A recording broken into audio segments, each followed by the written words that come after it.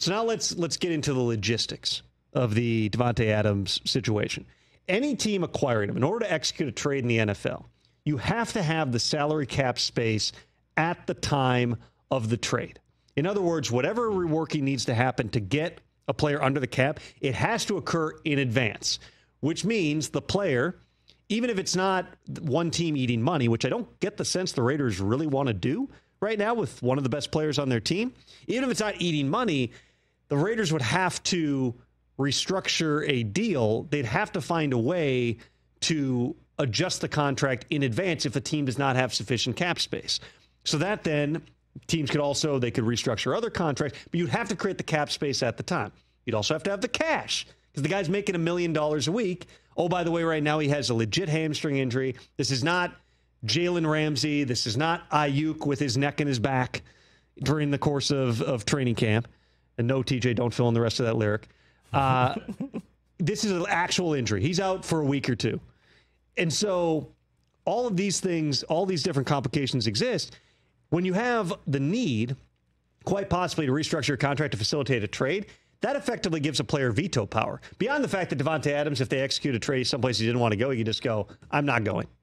I'm not going to show up. I'm not going to report. This is going to get reversed. You can't trade me. And then there's various things that can happen in that scenario. But he can stop it. But he really can stop it by simply saying, I'm not signing an adjusted deal with any other team. He hasn't said this yet, to my understanding. But if he ever did say, I only want to go to the Jets, he can scuttle any other deal. If you want evidence of that, look no further than Ayuk. Hey, I'll go to one of these teams. All right, we got a deal in place with the Patriots. Best offer, best money. I think I want to go to Cleveland. Okay, well, we're going down the road with Cleveland. We can actually get, we can get Amari Cooper in that deal. I only want to go to Pittsburgh. At some point, you narrow it down. That made it harder for the 49ers to get the compensation they wanted, which in turn slowed things down, which all led to Ayuk ending up back in San Francisco. Davante Adams could follow the same path. He's not following it yet, but that's another factor to consider in all of this.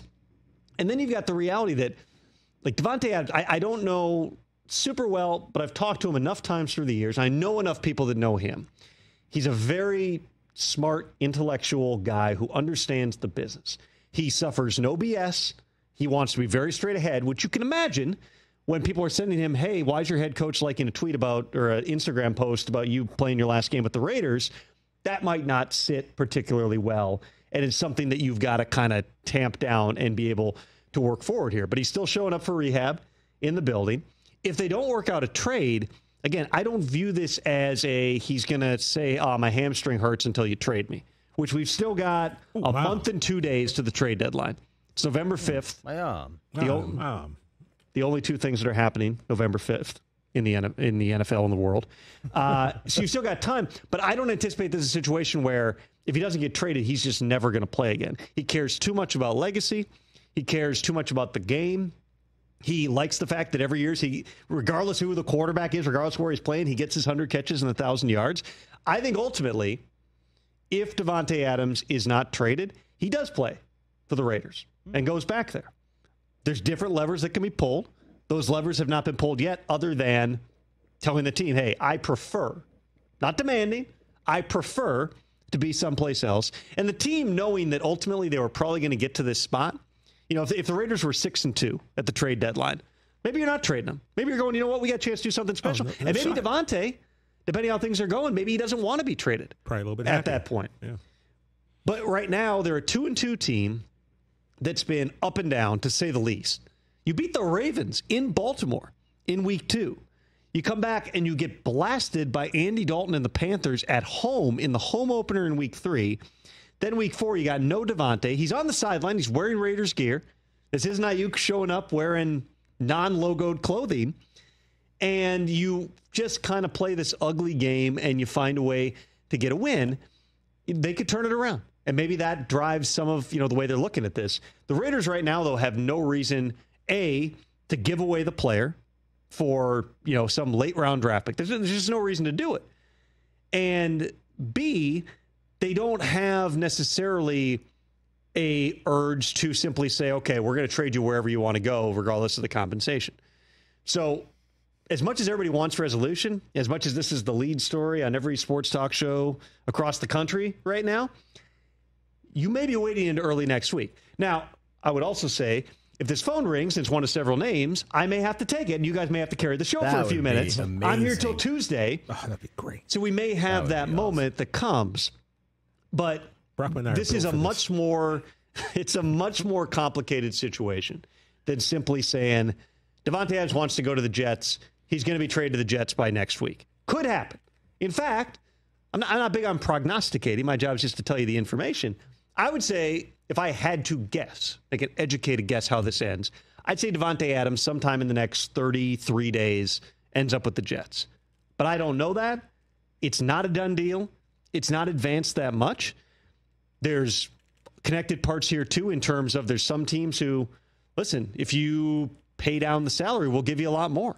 Broncos traded Von Miller in a contract year to the Rams and got, I want to say, a second and a third for a later career Von Miller. Why?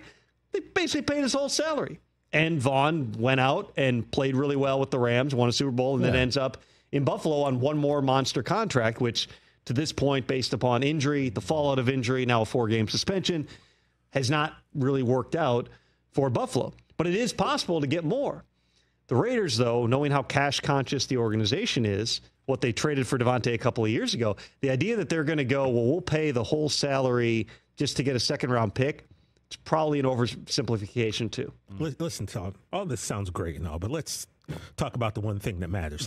Is he going to go to the Cowboys? Whether the Cowboys are going to make the call, or should I just start getting upset now? Because Rich always gets mad because I don't get upset about stuff, because what can I do? But this is kind of upsetting if they are not at least making due diligence and looking into this. There is less pie. Yeah. If this were, let's say, 8 years ago, I 100% would say Jerry's going to make this happen. Got his former coach there. It's a big name type of a player. We'll give a second round pick, and we're going to make it happen. You know, they traded $24 million under the cap, Tom. They paid $1 million. They paid a first round pick to get Amari Cooper years ago. Like, this would be the old Dallas Cowboys. The Mike McCarthy Dallas Cowboys have been draft and develop. It's not been. Now they've made trades. They traded for Brandon Cooks and Stephon Gilmore a couple of years ago. But it's not where are they now? The foundation. Brandon Cooks is dealing with an infection in his knee, and Stephon Gilmore's been on. Was he Tennessee or something? I don't even know. He's in Minnesota. He's playing really well for Brian Flores in that defense that we will see taking on the Jets this weekend. But this program is not a quick fix type of a scenario. I'm not saying this can't happen. Tom, I don't mean to interrupt. Quick fix. It's been since 1995, bro. I'm aware, but this would be the Jerry instinct here might be go and do it, pay whatever. But trading a second round pick or even a third round pick for a 33-year-old receiver and slapping him in here, I'm not saying it can't happen. Are we in win now mode? Yes. Did you just pay your quarterback an absorbent amount of money? Yes. Did you just break off the wide receiver? Yes. Is your defense now debilitated and depleted? Yes. Does that sound like a team that should be giving up a high piece of draft capital in the future for an aging receiver who also, the last part I didn't even mention on this, his salary balloons to $36 million plus in 2025 and 2026. So whoever's trading for him, you either got to redo the deal for future years, or this is a 10, 11 game rental. Look, Tom, I'm a fanatic. I'm not an insider like you. I'm a voice of the fan, and we don't take stuff like that into consideration. We're just obsessed and we're crazy. We don't know about numbers. Let me tell you exactly what's going to happen. Okay.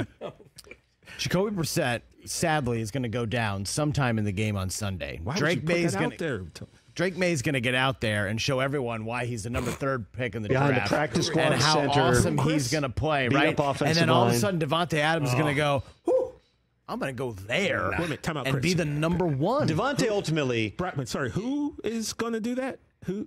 Darake Maye. Thank you. Darake Maye. Eventually, Davante, if he's got the opportunity, he's going to have a decision to make on what he ultimately wants to do here. Again, I think the most likely outcome of all this is Davante ends up a Jet.